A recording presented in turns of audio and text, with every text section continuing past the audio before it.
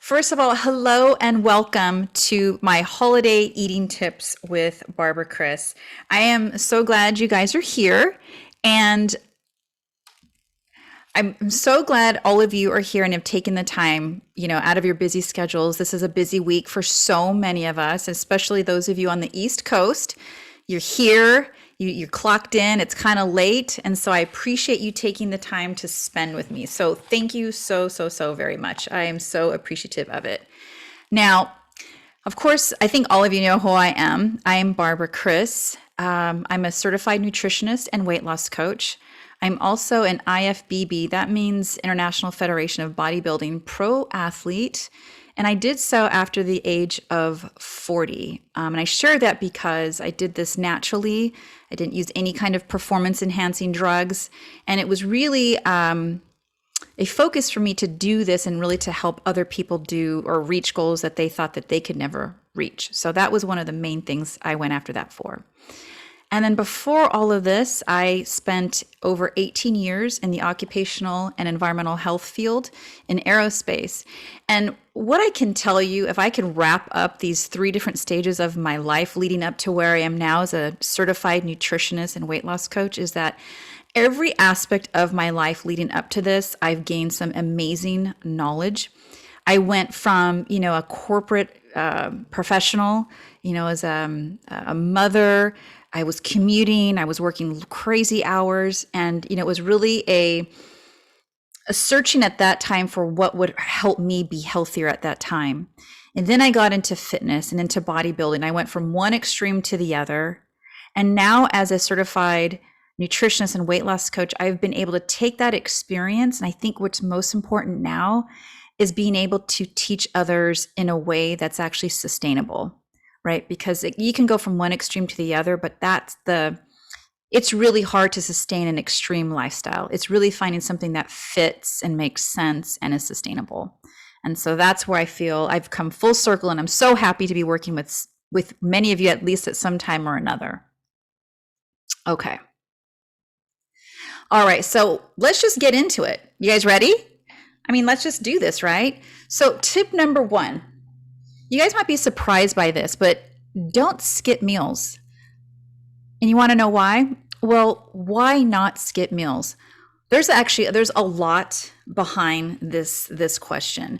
But let me just share with you that skipping meals with the goal of saving calories before a holiday event can often backfire and lead to overeating.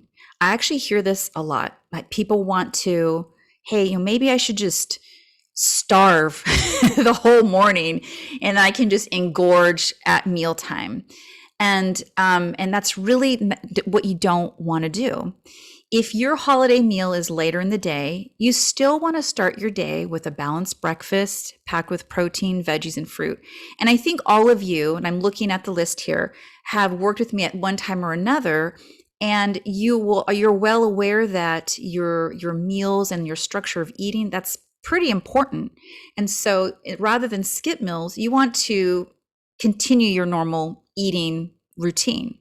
Or let's say if you're not feeling like having a full meal before you go, have a filling snack such as fruit, string cheese, yogurt, or a small handful of nuts, just so that you don't show up starving. You know what I mean? It's the same thing where you've probably heard the same type of thing where you really don't want to go to the grocery store and go shopping on an empty stomach, because then you feel like you're just going to throw everything in the basket as opposed to the things that you really want and or need.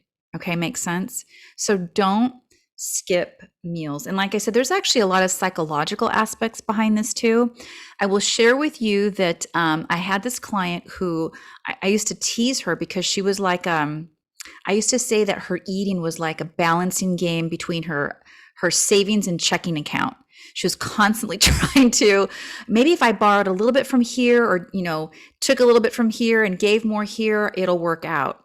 And, that type of it, that takes so much work that you're better off just sticking to a structure, whatever that normally is for you. Have your breakfast, and then have your meal later in the day. Don't skip. Simple, right? Okay, number 2. Get your workout in. So this is think about this. If you have a normal workout schedule, The idea here is stick to it. The goal isn't to outwork the meal. So, what I mean here is that there are a lot of times people will say, you know what, I'm going to do this crazy workout that means that I can eat whatever the heck I want at the holiday dinner. And truth be told, when I've seen some of these exorbitant, overly indulgent meals, there is no way in heck one workout is going to burn all those calories. So going in with that train of thought, you're already setting yourself up for failure, right? So if you have a normal workout routine, just do that. Just do that because that's the normal thing that you would do anyway. Don't think of it as I have to go crazy, extreme to outwork a meal that I plan to have later today. That's just going to be, crazy indulgent. So simply focus on your normal exercise routine. Another thing you can do is many of you are going to be out of town. Your gym is closed. You're just not at home. And so you don't have your normal routine, or you're not going to be around your normal workout routine. So be open to trying other things, going for a walk with family and friends, going for a hike, or maybe just doing something. It might not be a specific workout, but maybe it's just some kind of outdoor activity that you can do with a group of friends or even on your own. So just be open mind, or have an open mind to switch it up if you need to. The underlying goal here is just move, get out in the sun if it's sunny where you're at. Get some fresh air, and move. Really nothing more than that. Pretty straightforward, right? So don't skip your workout. Pretty simple. I don't think there's any questions yet. All right, number 3. We might have some questions here. So if you do, just let me know. Let me know in chat. So tip number 3 is build your plate with purpose. Well, what the heck does that mean? Well, for those of you that I've coached, you know that there's something to be said about structure.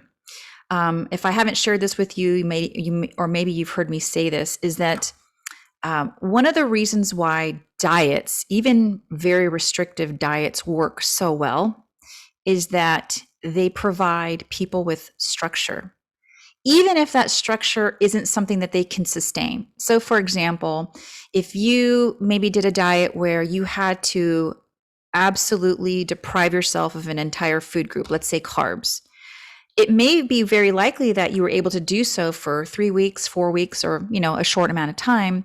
But, once everything, life kicked in and you said, there's just no way I can actually sustain this, you went back to whatever it is that you were doing before. So what happened though is that diet provided you structure that actually helped you and guided you with what to eat. And that's what I mean about building your plate, is think of your plate as structure. And as you know, if I've coached you and walked you through this, we always want to start our plates with your protein of choice. So for example, if you're at a holiday dinner and there's all kinds of food, turkey, ham, pie, whatever it is on the table, on the buffet, you always want to start with your protein of choice. Put that on your plate first, your protein of choice. Okay. Next would be load up on your veggies. There might be roasted veggies, all kinds of different greens, maybe some salad. Load up on veggies next. And then last on your plate, you would load up on, or you would serve yourself, fast carbs. So for those of you who don't know what a fast carb is, those are typically your foods like potatoes, macaroni, bread, pasta, things of that sort. Okay. So you want to have structure to your plate. You want to start with your protein, load up on your veggies, and then your fast carbs. What this does is that it makes it less likely that you're going to load up and overindulge on the fast carbs, which typically, with events like this, we go straight for, that comfort food, the mashed potatoes, the stuffing, all that good stuff. But if you reverse engineer it here, you'll actually see that you can still get a variety of food and not overload on the fast carbs. Now, here's the thing. Most of us, when we go to these events, we find that there's so much to choose from. Like, how can you decide? How can you leave something off the plate? You feel like you're neglecting this amazing, beautiful food. Well, Something to consider. For these holidays, many times there's a seasonal favorite that you have that isn't always available. So maybe, for example, you love what pops in mind for me are the sweet potatoes with marshmallows. You know, some people really love that. And maybe that isn't the common thing that you'll have throughout the year. Well, and if that's something that's special and you really want, give that dish or that dish a priority. So when you're choosing and you're making your plate and you're saying, okay, well, I've got my protein, I've got my turkey, for example. I've got my asparagus and some roasted squash. That's my veggies, and then some fast carbs. I love these sweet potato with marshmallows on it. They're special. It's something I don't have all the time. I'm going to pick these versus, let's say, the dinner rolls that I can have any other time throughout the year. Does that make sense? So use that as a way to help prioritize what's really special about that dinner, about the holiday dinner, and choose those first. That will help you feel like, okay, I'm really enjoying what I want to eat, and I'm not depriving myself of some of my favorites. Make sense? Perfect. Okay. So yes, use that as a way to prioritize your plate and your choosing. All right, tip 4. This is a good one. Eat until you're satisfied and not stuffed. I mean, I think we've all been guilty of this at one time or another. You're so stuffed, you feel like you're just going to roll over and go to bed. But use this time to just be mindful. Eat slowly, chew, chew thoroughly, and check your fullness levels while you're eating. You'll feel like, the more you take your time eating, you'll realize that you're actually feeling pretty satisfied. And remember, there's always room for leftovers. I think oftentimes we have this mentality of fear of missing out, where we have to hurry and do things, or I have to put everything on my plate because I don't know, if I'm going to miss out on something. Just take your time, take a step back, be a little bit more mindful, eat slowly, and just know that, okay, you know what? If there were just 3 or 4 other side dishes I never got to, consider and see if maybe wherever you're at, if they're going to let you take some leftovers with you so you can enjoy it later. Just don't feel like you have to stuff yourself, in one sitting. All right. There's always room for leftovers, and very likely you're going to be there for a while. So that leads us to tip number 5. This is a good one. And I think that many of you who I've worked with, when I talk about meal structure and thinking about your days, you realize that you don't ever have to feel like you're going to go without food. You really just know that when I eat again, this is what I'm going to have. And so there's no fear of missing out. You know you're going to eat again. And there's no worry here. So you want to space out your dinner and your dessert, which means that you want to use the length of your visit to your advantage. So what this means is that typically gatherings last for several hours. After dinner, you want to give yourself a couple of hours, socialize. Maybe you're playing games, connect with family and friends, maybe sip on water. After a few hours goes by, you'll be ready to enjoy dessert. You can actually have dessert. So for example, when we talked about how building your plate, you have your protein, and then you're going to throw in some vegetables and maybe a fast carb like some mashed potatoes. What you don't want to do, ideally, I know this isn't going to be perfect. I'm just saying, ideally, what you don't want to do is overserve on the fast carbs. So you don't want to have mashed potatoes and dessert at the same time. Okay, that's just ideally when we're talking about that. If you have the time, just use the length of your visit to your advantage. Wait a couple hours. Maybe by then you can have some coffee, a slice of pumpkin pie, and maybe that's your snack for the day. So use that to your advantage, kind of space everything out so you're not getting such an influx of, food, which is then going to translate to an influx of a very high rush in your blood sugar. And as we know, a very high rush in your insulin response, right? So you just want to, as much as possible, kind of flatten out those curves throughout the day. All right. But I get it. I know this is a special day. We just want to be mindful here and do the best that we can with what's in front of us. Okay. So like I said, space it out, space out your dessert after dinner, Or, or think of this too. Many of us, let's say, for example, when I go to my parents' house for Thanksgiving, I mean, we're there for hours. So literally, we can have two meals and then we're there that long. So we get there, we have our first meal, maybe 2.5 hours later, I might have my second meal. That's really just how it works. And that's absolutely okay. So that's why you don't have to feel like you have to put everything on one meal and have this crazy mountain of food, that you can space it out. Use the time wherever you are to your advantage. Got it? Okay. All right. Now, here is the bonus tip. I know this is pretty quick, but I think that these are pretty straightforward. And these are actually tips that you can take with you at any event, whether it's eating out for Thanksgiving or any of the holidays or a friend's birthday party, whatever it may be. Use these tips wherever you go. But last but certainly not least, and this is something that is my experience as a nutritionist and weight loss coach and working with so many people with all different walks of life, men, women, young, older, you name it. I think one of the main things that I've seen in those people who are the most successful are those that can be present and enjoy the moment. Don't worry about being good or bad.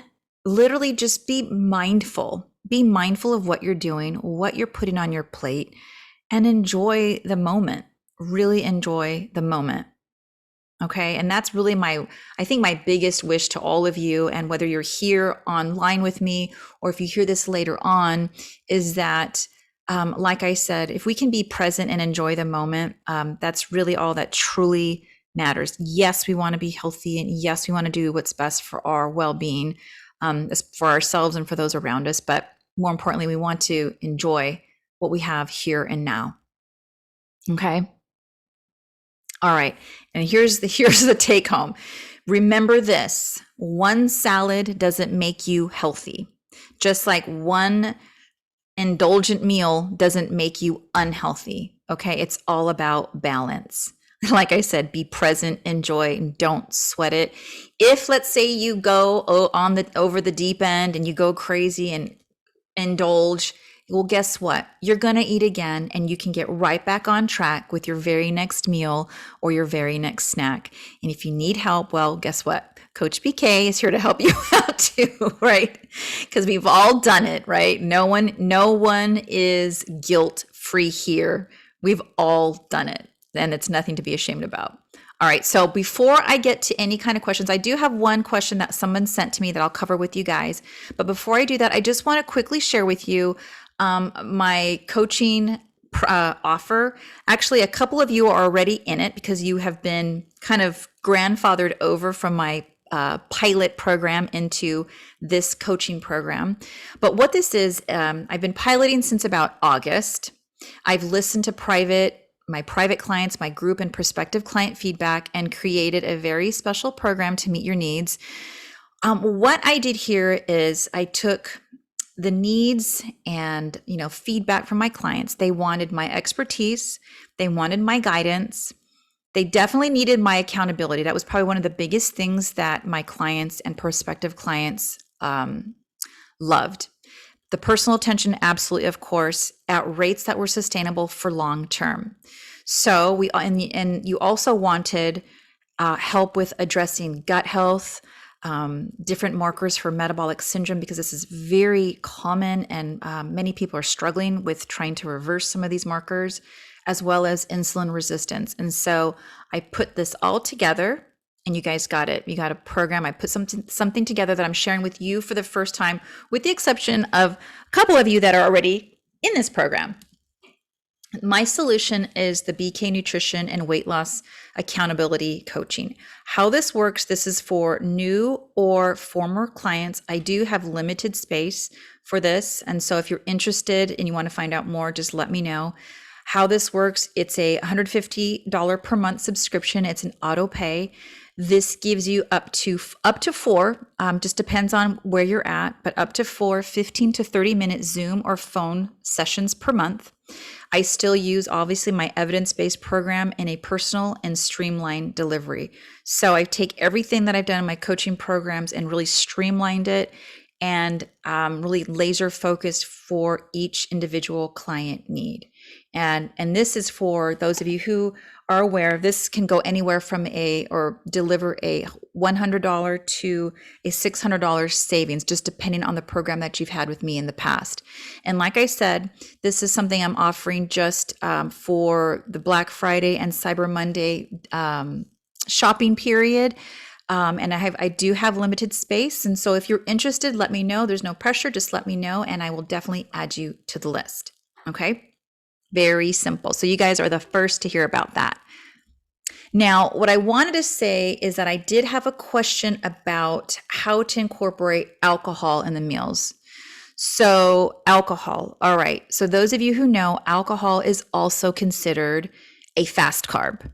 So the idea here, and with most people, we struggle with our carb metabolism, especially if you're insulin resistant. If you're either pre-diabetic or type 2 diabetic, you're struggling with some kind of insulin resistance. So it is in your best interest to not overdo fast carbs in one sitting, meaning you don't want a meal with, let's say, mashed potatoes, pie, and let's say a glass of wine. That would be 3 fast carbs in one. You would be certainly spiking your blood sugar and your insulin at that point. So here's a couple of answers for you.